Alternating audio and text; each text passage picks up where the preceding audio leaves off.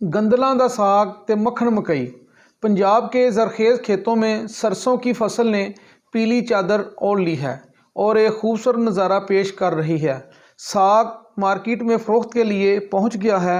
ज़्यादातर ख़वातीन अलसुबह सरसों के खेत से नरमोगदाज टहनियाँ, जिनको गंदलां कहा जाता है, तोड़कर लाती हैं और बाज़ार में अपने मखसूस ज़मीन पर लगाए गए स्टॉल पर सजाकर भाव ताव कर फ़रोख्त करती हैं। बदलते हालात के साथ साथ मगरबी खाने, फास्ट फूड, बर्गर, पिज़्ज़ा जहां हमारी नौजवान की मशहूर खुराक हैं, वहां अभी तक सरसों का साग, मक्खन और मकई की रोटी का कोई मुतबादल नहीं। ये सादा पुरलुत्फ़ ग़िज़ा पाकिस्तान के देहातों और शहरों में हर उम्र के अफराद यकसा तौर पर पसंद करते हैं। दही इलाकों में साग, मक्खन, मकई की रोटी के साथ चाटी की लस्सी इस्तेमाल की जाती है।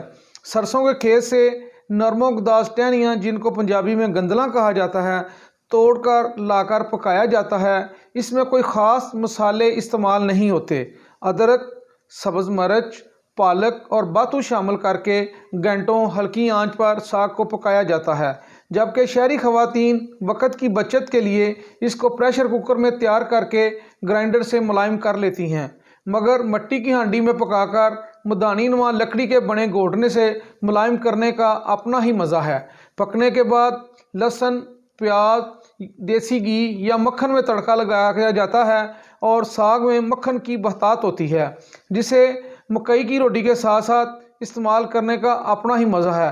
गंदम की रोटी के साथ भी यकसा मज़ा देता है।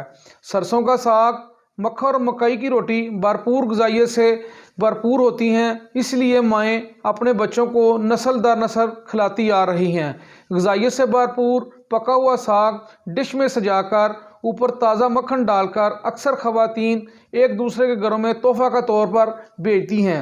ये तोहफ़ा खुशी से कबूल किया जाता है। देहाती अपने शहरी दोस्तों और रिश्तेदारों को पीली सरसों के ज़रखेज़ खेतों की नरम गदाज टहनियों के साग का तोहफ़ा बड़े शौक़ से भिजवाते हैं। साग को सर्दियों की सौगात भी कहा जाता है, जबकि साग के तबी फ़वाइद बहुत ज़्यादा हैं। साग को देखकर पंजाबी का मशहूर गीत गंदलां दा साग ते मक्खन मकई रिन के लियाइयां सज्जना दे लई, ये गाना कानों में गूंजने लगता है।